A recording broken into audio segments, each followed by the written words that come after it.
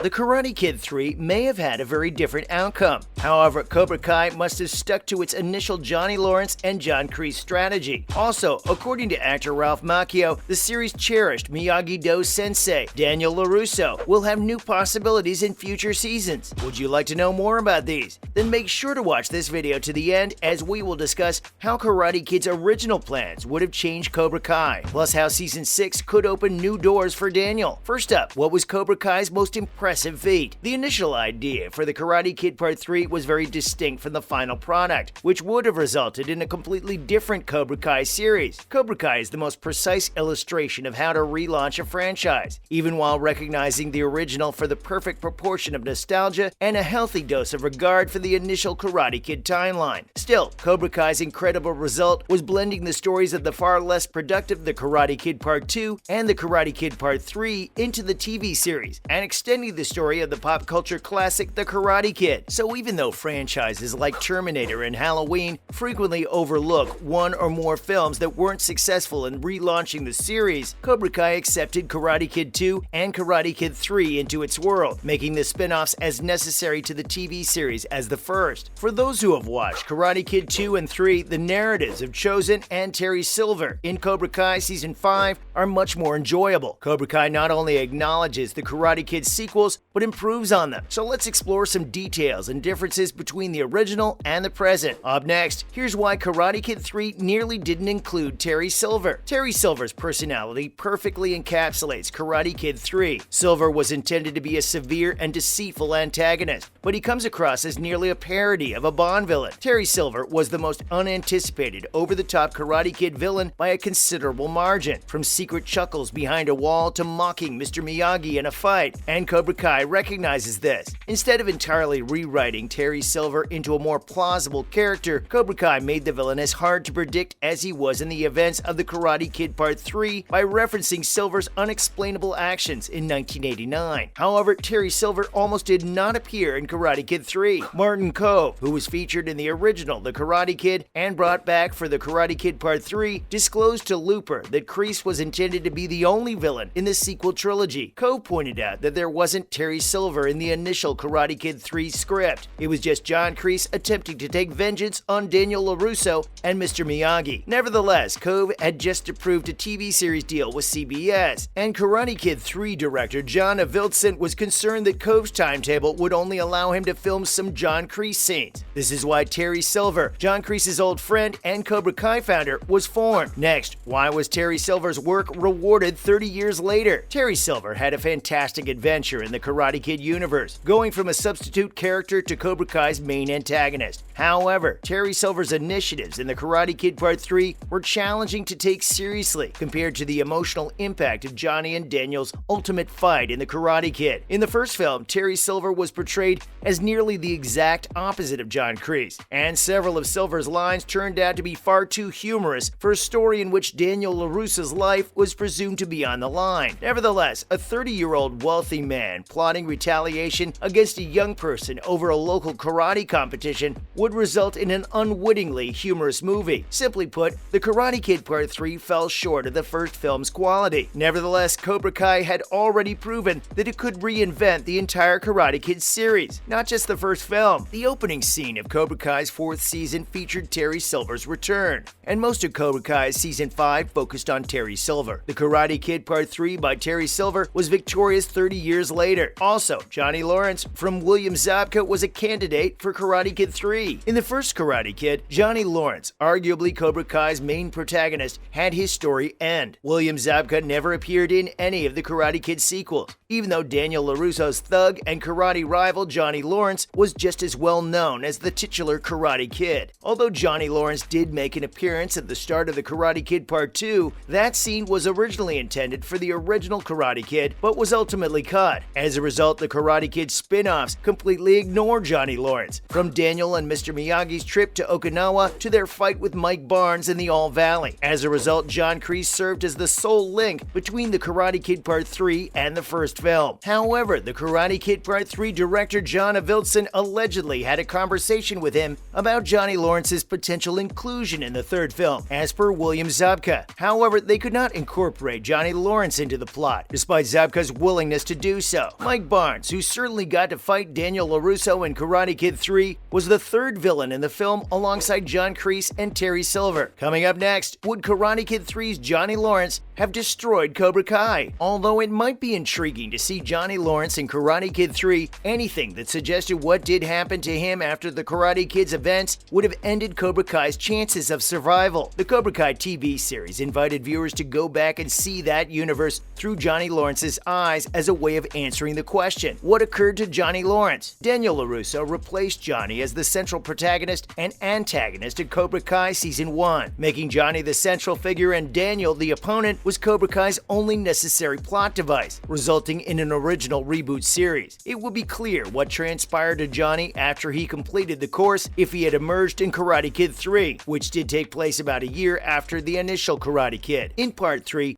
Johnny might have been given a new narrative, either as Daniel LaRusso's friend or as an individual looking for a rematch. Daniel and Johnny's rivalry in Cobra Kai only works because their previous encounter was in the All Valley. If Johnny had shown up for the Karate Kid Part 3, things might have been different. Cobra Kai is like the Karate Kid's immediate sequel, that the Karate Kid Part 2 and the Karate Kid Part 3 were never able to be. Up next, could Ralph Macchio be correct? According to actor Ralph Macchio, future seasons of Cobra Kai will keep providing Daniel LaRusso with possibilities. Macchio discussed with Yahoo Entertainment that he was cheerful about the series' future. The actor noted that Season 5 of Cobra Kai was very well received by audiences and expressed his optimism that the show's output will see it through, even though he also acknowledged that he eagerly anticipated the go-ahead for Season 6's production. In the most recent season of Cobra Kai, Macchio commented on Daniel's role by saying he once more became the main character who everyone was campaigning around. Like back when he was a teenager. Now that his boy is in the middle of high school and his girl is preparing for college, perhaps this karate war is behind him. Additionally, Macchio made a suggestion that Cobra Kai had so much more in store for devoted followers of the Karate Kid series. The actor said that one door shuts and the other opens, just as it always does in Cobra Kai, our karate soap opera. As long as it is based on the protagonist's reality, I believe that is always something that our show's producers are conscious of, and it is comfort food for people everywhere. It's similar to having a delicious cheeseburger you enjoyed as a child again. Finally, do other co-stars agree with Ralph Macchio? The on-screen antagonist Kim Dae-eun from Season 5